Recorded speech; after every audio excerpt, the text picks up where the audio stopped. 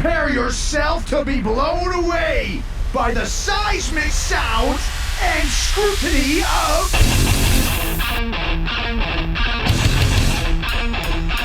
Aftershocks Podcast with Chris Aiken and Matt Hartnett.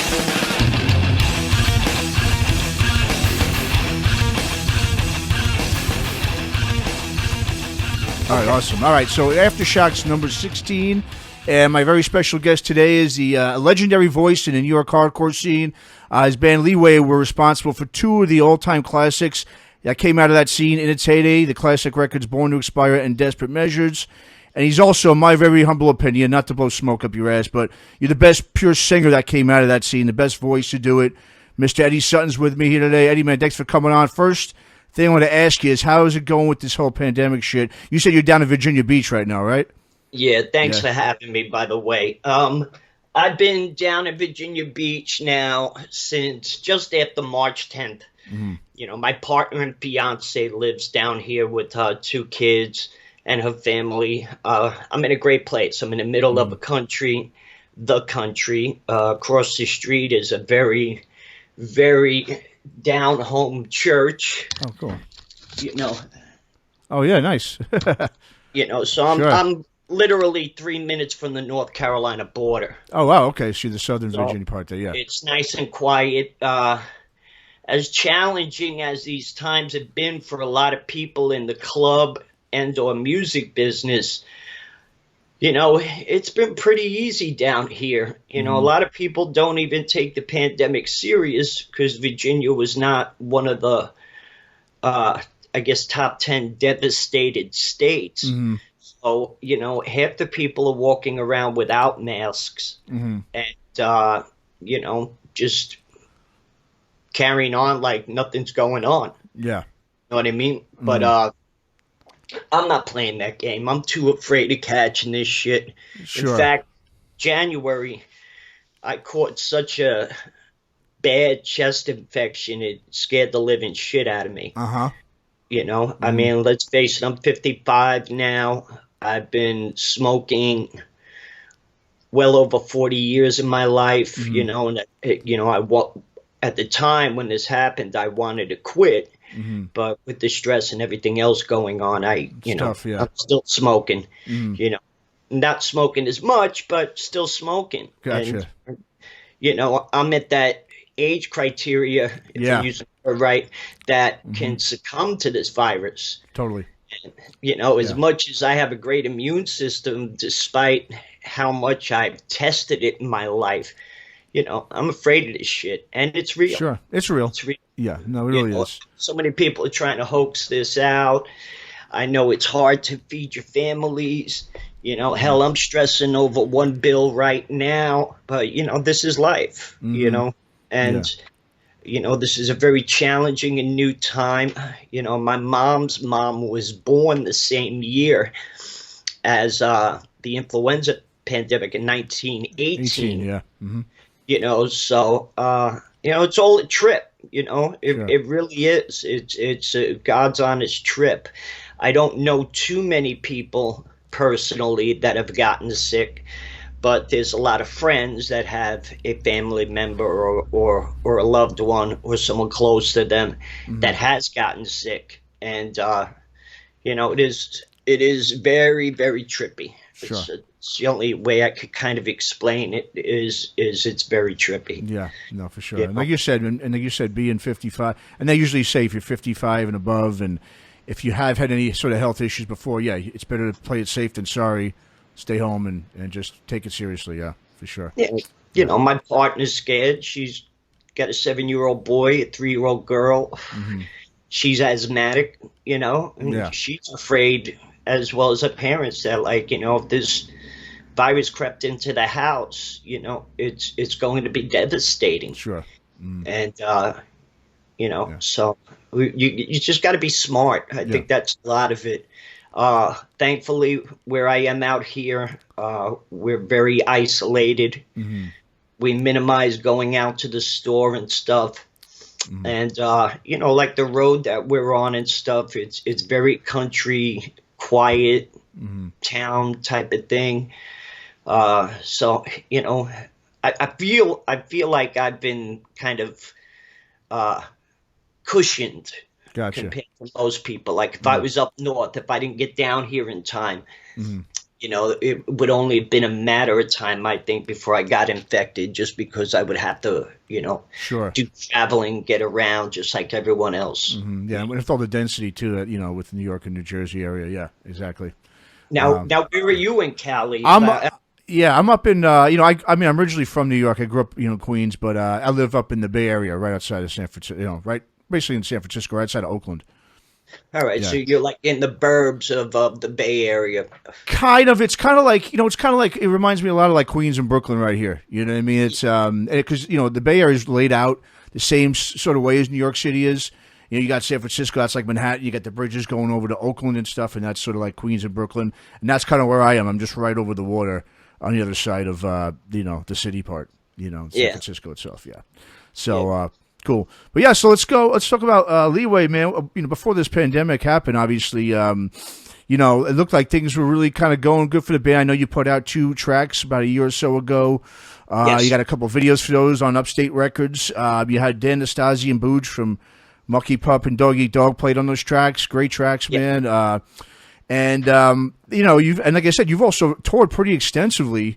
I was able to see you guys out here about 2 years ago in Oakland. I know you guys were out here, I think, last year as well. So you've definitely been touring a lot, since you put the band back together. So before this pandemic happened, I mean, where was the band at, or where are you guys at now in terms of, is there new music coming out? Once things kind of go back to, semi, normalcy or whatever you want to call it. I mean, you guys still looking to tour, and what's going on? That has been a toss up. I think since you have seen me out there, and I've been out west twice in, say, the last 3 years, I have had numerous musicians behind me. And, this is why I'm very honest that, it's not Leeway. You know what I mean? It's very much a tribute. I'm the only guy left. I play with a lot of friends that, I've been close to for more than 30 years, some newer, and it's been a bit of a challenge to regroup recently with a steady lineup. Sure. But we did get close to putting that in order right before the pandemic. Okay. Ironically, I played a headlining show in New Jersey on the 6th. Then I opened up Murphy's Law on the 7th on Long Island and left town that Tuesday. Okay. So I pretty much had Dan as well as Kevin Powers, who was also a drummer for Mucky Pup, and my buddy Artie, who is in a band called Damn Your Eyes. Okay. He was playing bass, even though he's really a guitarist. One of my other close friends that was playing with me for a while is the big guy in the video, Dank, on bass. He plays for Whiplash as well. But I'm looking to move forward with a live album, or at least a studio live album, because AJ, without my input or asking me what I thought, he went to work with a bootlegger in Belgium and put the first 2 albums up on Spotify and iTunes without consent or the proper legal procedures. So the people that own the rights to those recordings, as well as half the publishing, which is Sony, they're basically put us, sent us to our proverbial room, I guess, because they not only pulled the albums off of Spotify and iTunes, but they don't even seem to be interested in it in any monetary way right now. So now those albums are gone in virtual limbo. Yeah. You could YouTube and listen to them. Yeah. Nobody can really get their hands on the music through any stream platforms. By the reissues from Belgium. Sure. Yeah. I was going to ask you about that because I did notice that about 5 or 6 months ago. just I mean, I still listen to those records all the time. And obviously, I don't have a CD player in my car anymore. Everything is streaming. So it's like I got to stream to hear the songs. And when I was going to work one day, I'm like, what the fuck happened to those albums? They're off. And, it's I'm the one that has to answer that question. Exactly. It's not online. Sure. It's nothing I did, So I try not to really dwell on that business, and I just try to focus on what I can do now and move forward. Sure. And what I can do within the proper legal channels with the music. So the goal is to do like a, greatest hits. Okay. In studio pseudo live album, okay. Kind of like the way bands did it in the 70s. They'd record live in the studio and, maybe even add audience sounds to make it sound like, those Kiss Live albums. Oh, yes. Sure, of course not. You know what I mean? So, I thought that would be a great idea, to hear those songs, Even Suicidal Tendencies re-recorded their biggest album, right, yeah. Frontier, the album that made them. So, I figured, that's something I can do. It'll bring relevancy to 35-year-old songs. Sure. 30, 35-year-old songs. And it's crazy because, I always thought this independent music that we were in was a, modern day phenomena. I don't ever had any belief that I would be here 35 years later, talking about this music and even having, say, the opportunity to go out there and play to a fan base that's younger than the songs. Sure. You know what I mean? So yeah, no, definitely. all of that is a total trip to me. And, I feel like this is one of the only things I pretty much got right in my life, despite the bad luck that the band's had endlessly. It's still something very special to me. So, I like going out there and doing this, Sure. I think the singing performance is like a blues type thing for me. So to go out there and sing and tell my stories and emote it and, try to connect with people is a special thing. Sure. I'm trying to make the best of that for as long as I can, Totally, yeah. Well, going back to the name. So, I mean, I know you were saying you put the NYC on there just because you're the only original band member. And I know it's, like you said, it's sort of a respect to the legacy of the band. But it is very common for bands to have, especially if it's the singer, to have the one band member these days, especially if none of the band members is really interested in getting back with the group or continuing. It's pretty, I think, common for bands to still use the name. So, I mean, and I was going to ask you about that. You kind of alluded to that before. So do you think you're going to stick with that NYC, moniker, or do you think it's just something that you just don't want to mess with and you want to just keep it in order to? I don't think there's much of a difference to it, Matt. True, you're right. Yeah, that's true. There have been other bands with this name, in 2006, there was a band from France called Leeway. I saw some artists, just like rap artists and stuff too, that have Leeway, right? DJ Leeway, some guy from Poland. You don't see his face; you just see the top of his baseball hat. And I think there was another band out there. I don't know if it was the Leeway or there was another word to it, and I think they were more like a softer approach band, like your girlfriend's version of Wilco or something, you know what I mean? Just easy listening type of band. So anybody that follows or grew up knowing Leeway, if the NYC is tagged to it, it's that band. True. Yeah, it's what I mean? Yeah, definitely. So I really don't feel like it really is a hindrance, In the early 80s when I was going to shows, when bands broke up, different factions would go and do shows as X False Prophets or something like that, X Bad Posture, and, they would go do that. You knew it was the members of this band, doing that show. Sure. So, it's important for me, for people to understand, like, it's not being done for some like 20-year, reunion. A monetary reason or something. Yeah. Well, right. I try to work the bands in order to, earn income to help take care of things and to keep the band financially afloat, to be able to do all these things. But in the end, I don't think people realize how hard it is to do all this stuff, and despite having, two friends working with me as management, they help on the production end immensely with the recordings and the video work.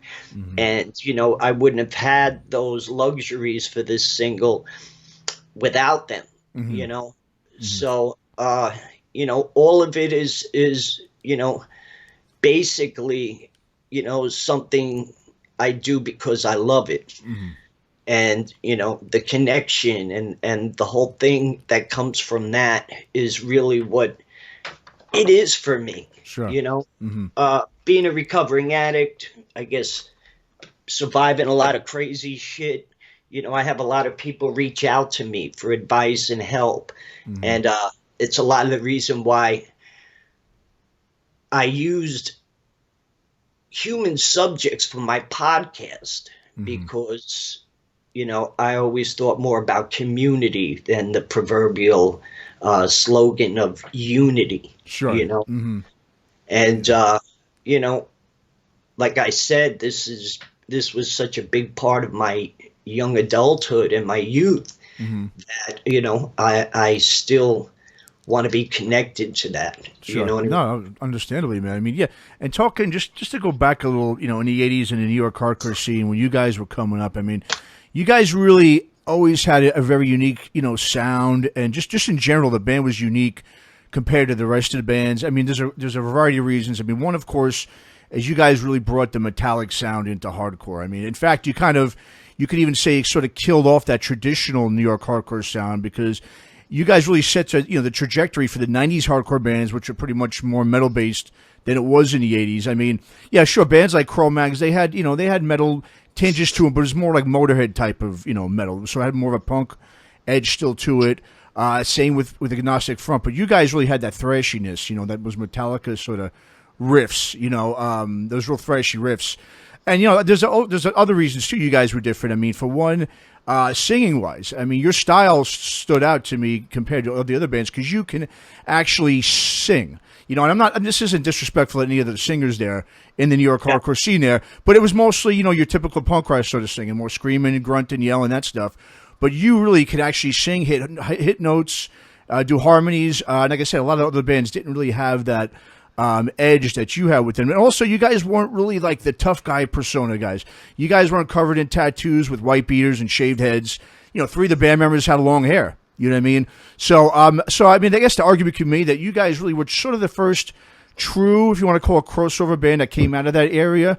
And I think also, obviously one of the reasons you guys never really did get that, notoriety and respect that a lot of the, the other bands I mentioned did was because of the long delay in the release of Born to Expire, as well as Desperate Measures. Just, know that. Yeah, just ridiculous. Obviously, I know, that's been documented very well. But, so, I mean, do you agree that you guys were really the first ones, though, that brought that metal into the scene and kind of, changed sort of the trajectory of that scene over to more of a heavier style than previously? Well, I feel blessed to have been a part of that. Let's look at the timeline when the band started. Well, yeah, 84, right? You guys just not sorry to cut you off real quick, but you guys recorded that demo with Don Fury in 84.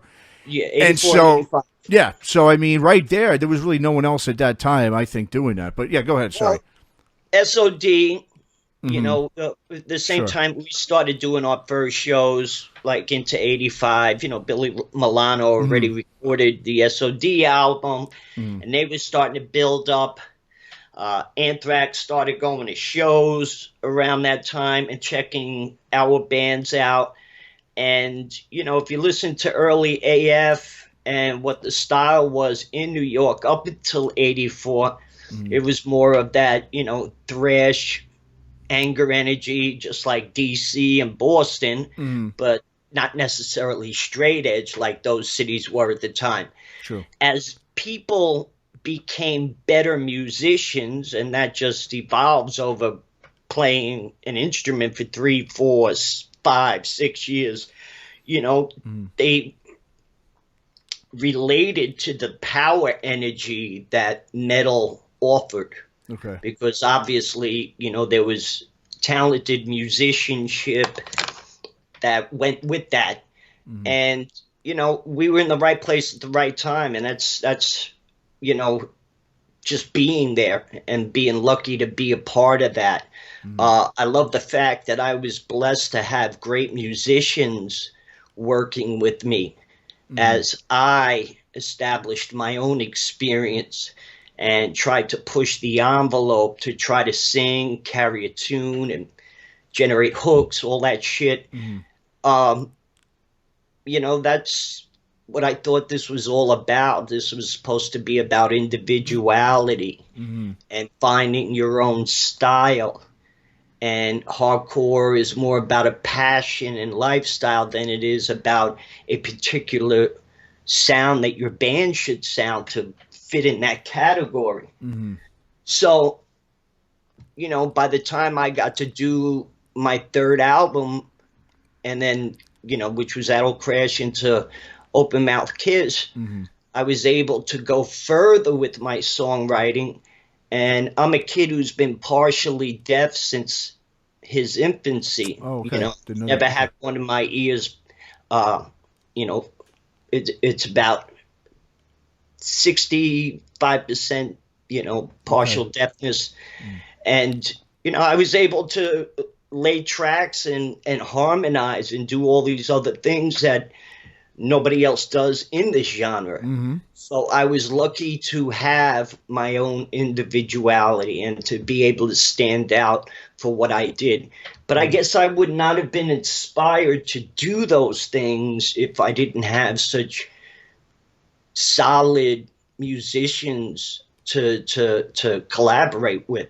You know, I don't know what I would have sounded or done if I had different people around me. You know what I mean?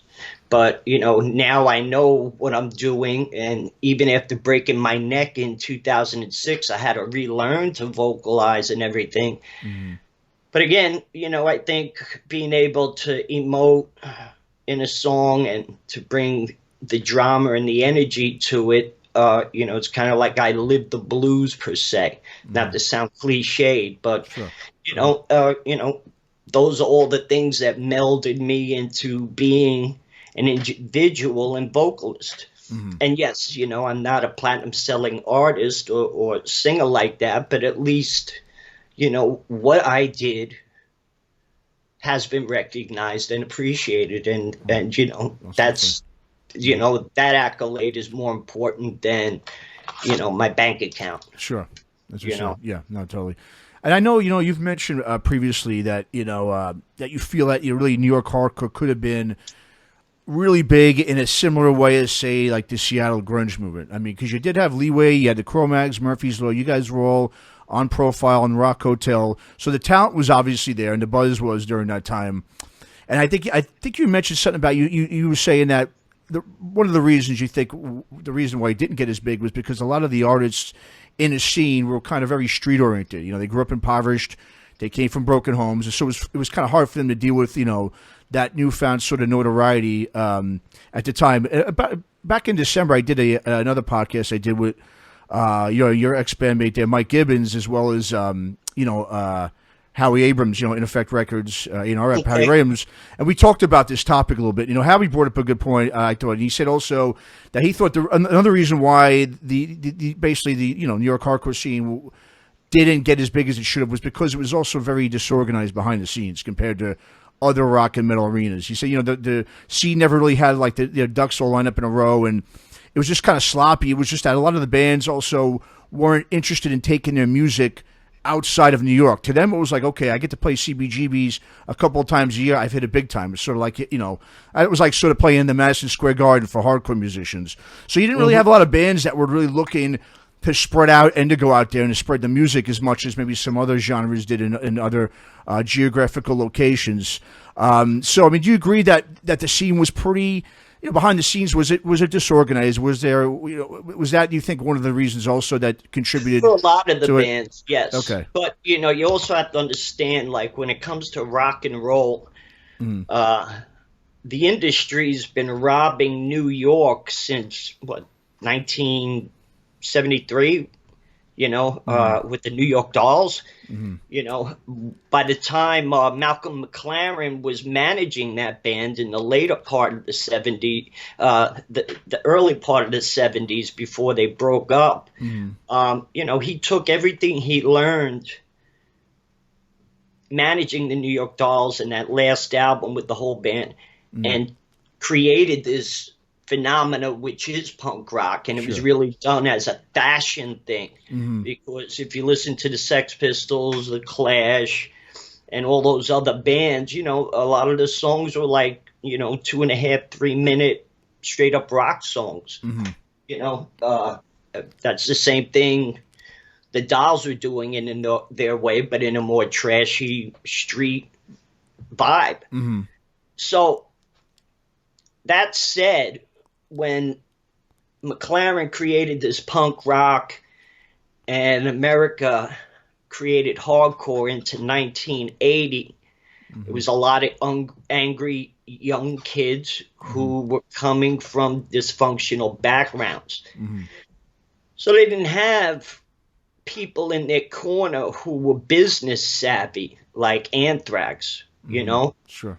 And there was no Slash whose parents were industry bigwigs, you know what I mean? So the record labels that came towards this music to try to monopolize or do something with it.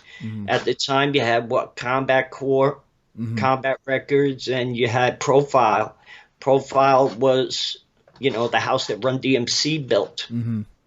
They were kind of like just a rap label, pretty much. Yeah, putting a few bucks into this to see how far it could go. But by the time we were off and running with them, Chris Williamson's deal with Profile died, so we all became Profile artists, even though they used the Rock Hotel banner.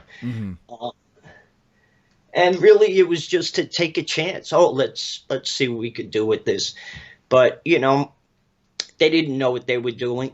That's why a lot of the combat bands probably had more longevity and consistency, because they may not have been giving the bands the budgets that Profile was giving us and the other bands. You could see the comparison, how a lot of the Profile bands were just much more dysfunctional. Okay. You know what I mean? And when you're a street kid, you smell bullshit easier. You're impulsive. You react without, taking a breath and thinking before you make your move, type of thing. Sure. And I think that's a lot of the reason why labels stopped going towards me, not just because of I guess my drug issue, but because I knew they were full of shit. And nobody was going to give me, I guess, a real commitment. And they just, it just did not feel genuine. And it's a lot of the reason why I try to do things more DIY today. I'd rather keep it more closer to me than to expand out. I don't know how much time I have left to do all this shit, but I'm happier making my own choices and making my own mistakes than having someone make them on my behalf. That's a good point. Yeah. Totally understand. Yeah. Speaking of, Born to Expire, I mean, obviously that record, man, it's not only known for its great songs, but it was also the blueprint, production-wise, for what those New York, hardcore bands want on their records. I mean, to have a sound like that at that time was pretty special, and I know that everybody wanted that, which I think led to that mass pilgrimage of those New York Normandy. Up to Normandy, yeah, exactly, with Tom Sorensen. I mean, you think of all the records that were up. I mean, Prongs beg to differ. You got The Sick of It All's 3 full lengths. You got AF's One Voice, Cro-Mag's Best Wishes. I mean, these things go on. Those all came out after Born to Expire. I mean, so it's pretty obvious, I think, a lot of those bands were sort of trying to emulate that sound and production because it was so good. And not to respect those bands or those albums, because I love pretty much every one of those albums I just mentioned, but no one really was able, I think, to ever match the sound of Born to Expire. What was so magical about that place, and why do you think, so many, even though they tried to, match that sound, why do you think that they weren't able to really match the production of Born to Expire? I mean, even though they were great records, I still don't think any sound was the same as that one was. Yeah, well, hats off to Chris Williamson finding that. Chris Williamson gets a bad name, but, he did a lot to build New York to become what it was with his Rock Hotel shows, as well as getting that deal on Profile for all these bands to get their platform and get out there. Tom Suarez was simply a phenomenal engineer, well-educated.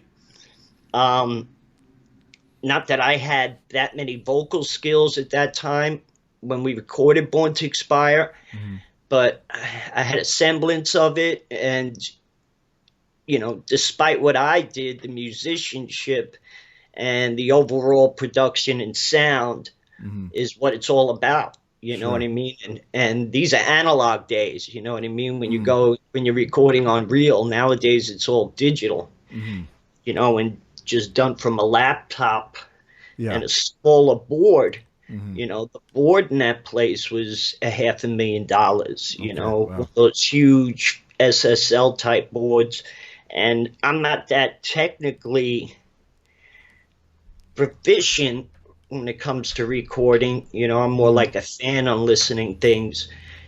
They just got it right. And, being that it was in a small town in Rhode Island, I think it left the bands to do nothing but literally focus on doing the music and getting the tracks down. So the talent in that house could do their part.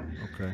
And, it's not like they really covered many metal bands. I mean, this is a studio that that cat that did New Edition and New Kids on the Block, he did all his records there. A lot of high schools and universities would do their recordings for their, band stuff. And then you had the older classic rock types like Jay Giles going in there to do their thing. I don't think you could have did this in a Manhattan studio. It would have been much more expensive. And, if you listen to at least the Profile recordings that were done up there, there was enough of a budget to really do something with these songs and make them last the test of time. Because, what is a good, record, despite, what it is, hard, soft, mushy, or pussy, it's capturing a moment in time and making it timeless, Yeah.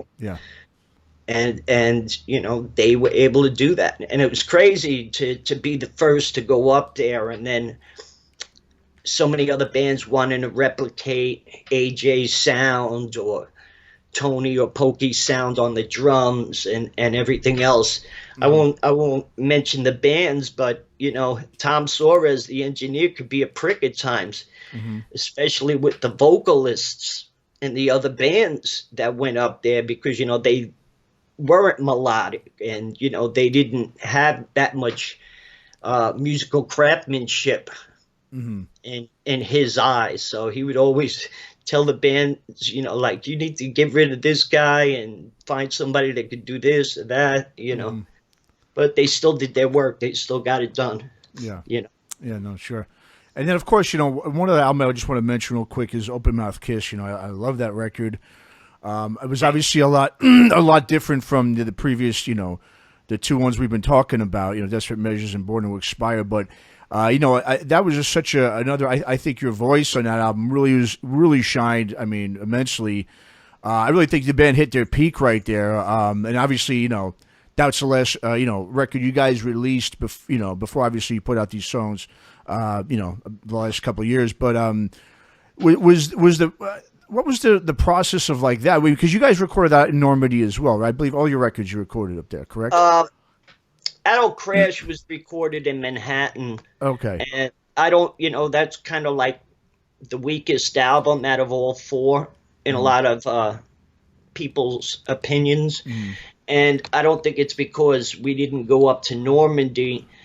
That transition from Adult Crash to Open Mouth Kiss is obvious in the recordings and in the songs. In '93, we weren't really that much together when we did that album. Okay. So that's why it sounds like it almost reached the level of Open Mouth Kiss, but was short. Going back up there, I felt like I, really understood what I was doing as a songwriter and composing my parts. And I really got to shine, like I was discussing before, the harmonizing that I would do on songs. The object for this band was to try to bring something new. I mean, evolution should be, the key to, I think, any band, and understand the industry's MO, where a band creates a sound and they want them to kind of just replicate that style of sound, song after song after song. I don't feel there's evolution there. You know what I mean? Again, this is hardcore. Aren't we supposed to be pushing the envelope? Aren't we supposed to be trying to bring more from the previous release? And I love that we have that diversity album to album. Yes. You can see a progressive transition for each one. Absolutely. The first two albums are done with two guitars. The last two albums were done with one guitar. I mean, no matter how many layers, to get the guitar sounds for the album, tracks and layers and all that shit. It was just different song structure and everything else. In some ways, we went back to our punk roots with the melodies, you know what I mean? But then I was trying to, show strength and show how this band is just as hard as this band or that band, but, you can do it in a talented, way. Yeah. Well, there was that whole screaming for me. It's, it just doesn't do it for me. No, I agree. Yeah. Yeah, well, in that time too, the mid '90s, there was the whole post-hardcore thing going on. You had bands like Quicksand. You had a lot of so you guys were unique because you still kept the Leeway moniker, even though you had the different sound. A lot of bands would change band names, or they would just take a couple of guys from different bands would get together. I think it was that band Handsome. It was a bunch of those kind of bands that were playing, like I said, that post-hardcore stuff that was becoming pretty big. They would get signed by majors. But you guys kept still the Leeway moniker, where, like I said, a lot of other bands didn't. They would switch the name or just create a different project, which is what I thought was unique. I mean, you guys get a lot of you get a lot of like, this isn't the same shit. You guys have, you sound weaker now. You sound less heavy. That whole thing. Compared to, of course, those two classic records. A lot of people said that about Open Mouth Kiss. Yeah, exactly. You know what I mean? But 10 years later, those same people were at least honest enough to, say, I can't deny it. This is a bad record. This is a badass record. And, they really did get it at the time. And it's kind of funny. I mean, if you're going to gravitate towards the talents of Quicksand, and I love that early Quicksand stuff, it really spoke to me. That was one of the few bands. And then after them, the only other band that spoke to me up to the present day out of New York really was Agents of Man, and I got to do that project with them. But not to get too lost, I think it was ahead of itself in some ways, and people were still, in the mindset of something else or the same old before they could really, get it. Sure. Because I think a lot of the straight edge and youth movement definitely got Quicksand versus some of the others. But, at that time, labels didn't want to fuck with me. By then, it was obviously that I had a problem. Mm-hmm. Andrew Wood of Mother Love Bone, when he overdosed, record labels said, that's it. You know what I mean? Drug abuse isn't marketable. Because Epic Records gave them $1 million, and such an incredibly talented band that was supposed to blow up doesn't even get to debut because sadly the singer ODs in a hotel room before they even get him out there. True. And you could see how profound he was to Seattle because that Temple of the Dog album was written in tribute to him from all the big artists from Seattle, you know what I mean? Sure. And again, here's the street kid, who has a band that can really go places, but the singer is frustrated and quite literally strung out, you know what I mean? Sure. And he's on the ball, he really doesn't want to play ball with the way, the experiences that I had with Profile at the time. The best thing that happened to us was getting off the label. But by then we couldn't find another label to really take us on that would have did us justice. Got it, okay. The band's always had bad luck with business and everything like that. And it was just, it's just something that, none of us really were too drawn or focused to. We hardly had merch back then. AJ, when he started making the main decisions for the band in the 90s, he couldn't really make a decision in fair enough time. He would be stuck on the fence trying to decide what's best for us, and a lot of opportunities that were coming our way blew past us. You know what I mean? Sure. And I figured the only way I was going to get to go out and do these songs again was to do it with friends of mine who really enjoy working together. And if we don't, then we move on. It's as simple as that. Instead of trying to be a band where, the ins and outs and the personal issues destroy the fun out of it. Sure. And despite all that, we were able to keep it together up till Open Mouth Kiss. And I feel make our best record. I understand how iconic B2E and Desperate Measures are to a lot of people, but as far as talent and everything else, Open Mouth Kiss is my favorite record. Yeah, it's a great record, man. And you just touched upon a little bit of your past. Not only have you made a musical comeback, but you've also made a personal one, and you've been very open about that. Obviously, your past struggles with opiate addiction, and when I saw you play out here a few years ago. I thought it was great. You talked to the crowd about it, and so like I said, you obviously, even though it took you longer probably that you wanted to put that lifestyle behind you. The fact is, you've taken steps to highlight, and also to help others with their own comebacks as well. And like we were just mentioning before, you have your own Eddie Leeway podcast, which focuses, on people whose hardships were. A lot of it was, the ones I listened to was really interesting episodes. It was about, hardships they had that were no fault of their own, yet they were able to overcome those obstacles that they weren't even really responsible for, which I thought is a very unique podcast. You don't really see any. I don't know of any other podcast that really talks about stuff like that. And so tell the listeners about your podcast and what you really want to, what you have planned for the future, because I know you really want to keep that thing going. Yeah, all of a sudden I'm the Dr. Phil in New York. Well, there are so many industry podcasts out there. And, I'm blessed that people still are interested in what I have to say. And so I get time and energy with Aftershock here and other podcasts.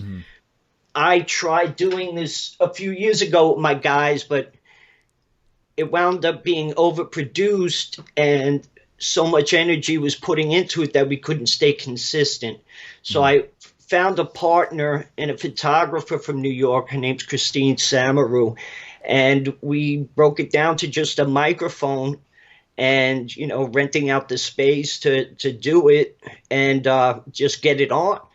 Sadly, the podcast stopped March 10th after I left New York, and I'm trying to get back on the ground within the next 10 days because I'm not computer savvy. I've wanted to use Skype or a medium like this in order to do my interviews so I can keep going. That said, the Eddie Leeway podcast it's bringing community to the table instead of like, you know, the hypocritical unity thing that people talk about in hardcore but don't really own up to it, you know, whatever. Yeah. It's important to tell these stories, but it's not supposed to be a pity party. You know what I mean? Because it's more celebratory, like overcoming this shit, right? I mean, survival's the shit. I mean, you know, I've survived hepatitis C. I've survived minimum incarceration. I have 2 cadaver vertebrae and a piece of metal in my throat, you know, from breaking my neck. Having a psychotic episode while locked up. And, you know, these are stories that tend to be a person's downfall. You know, so-and-so got hep C, never got it treated, you know, now he's waiting for a liver and dying or died. You know what I mean? Another guy went to jail, came out in a wheelchair. You know, another guy became a drug addict and he never got his life right, or he dies young, you know. To be able to take those challenges and find some way through it is inspiring to the others that are looking for that spark to help them push forward and get past their challenges. That is probably the most important thing I can do for the community of people that gave me the opportunity to do music and to still be relevant.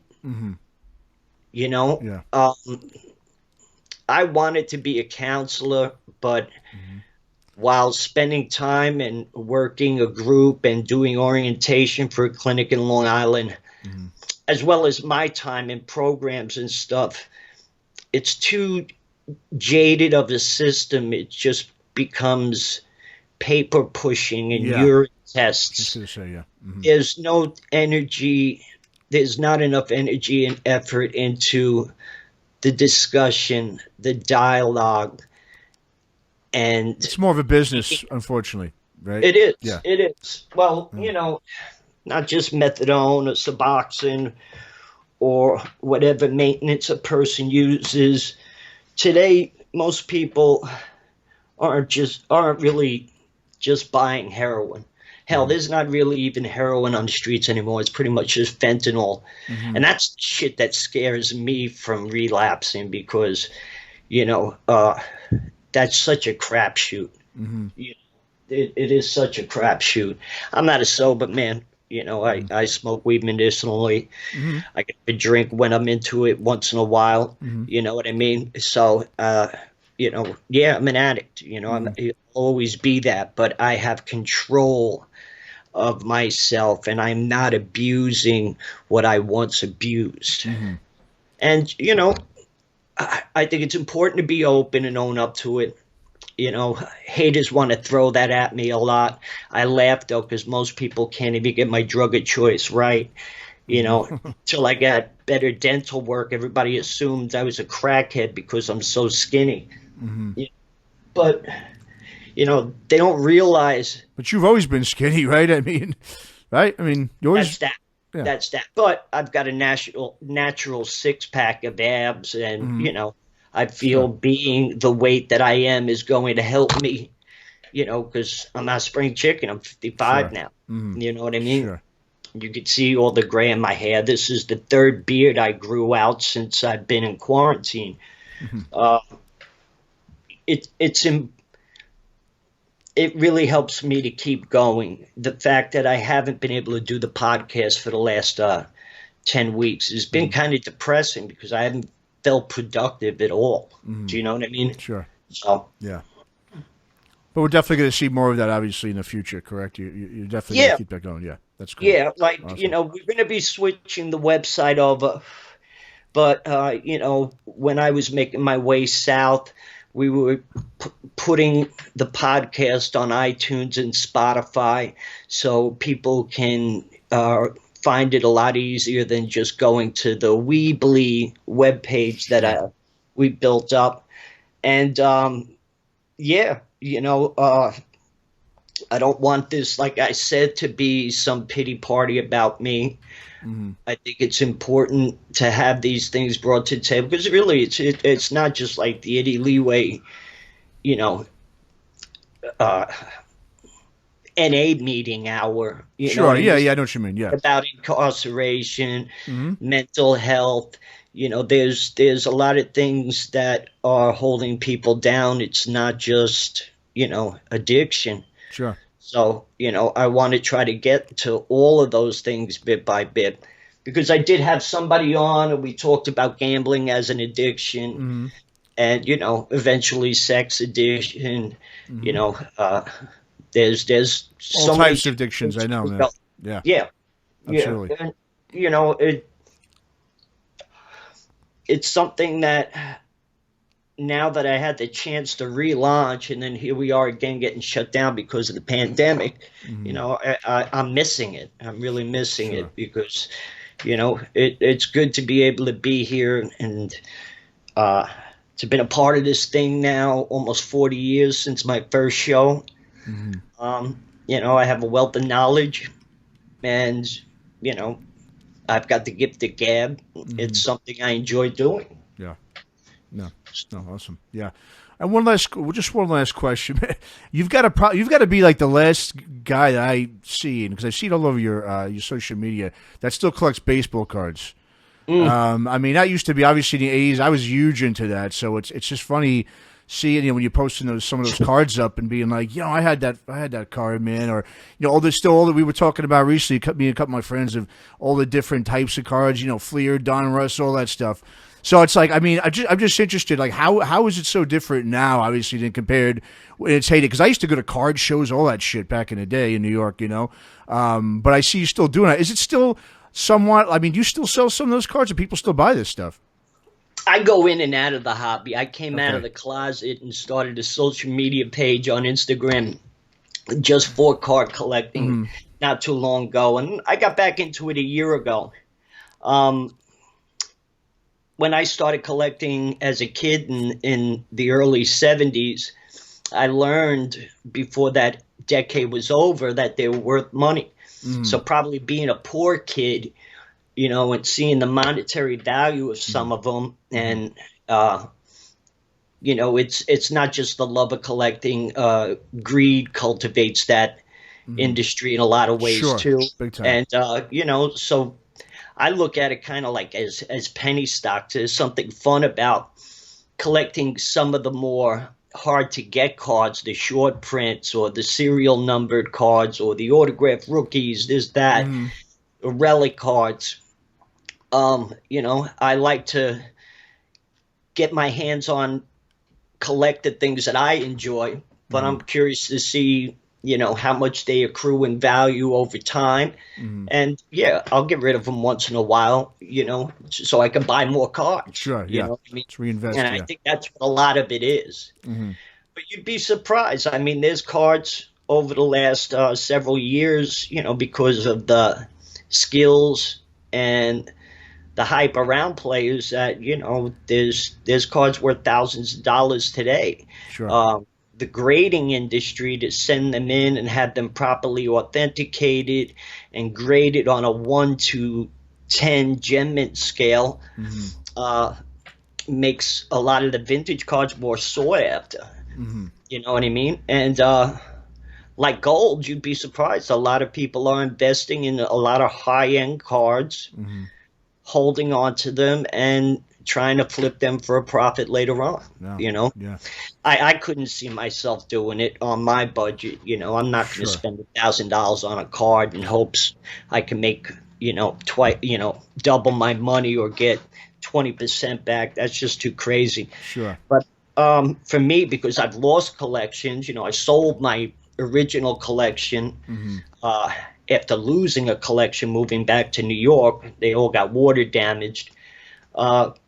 You know, for me, just having the card and you know, checking it out and appreciating it and getting rid of it in a 2 weeks time or 2 years time, it isn't a big deal for me. Sure. And you know, since I didn't feel it was right to try to really promote and try to sell merch during the pandemic, so because so many of us are fucking broke, you know, I put a few things up on eBay for the band, you know, selling some shirts and stuff like that. But you know, the baseball card hobby for me kept me really sane over the last couple of months. You know what I mean? Good, yeah. I probably, if I didn't have something to take my mind off of worrying about this bill or that bill, you know, it probably would have been a lot more stressful for me. And, you know, then maybe I would have, you know, gone a little too far, maybe getting drunk one night or something like that. And I'm really amazed at how much I was able to keep my head together here.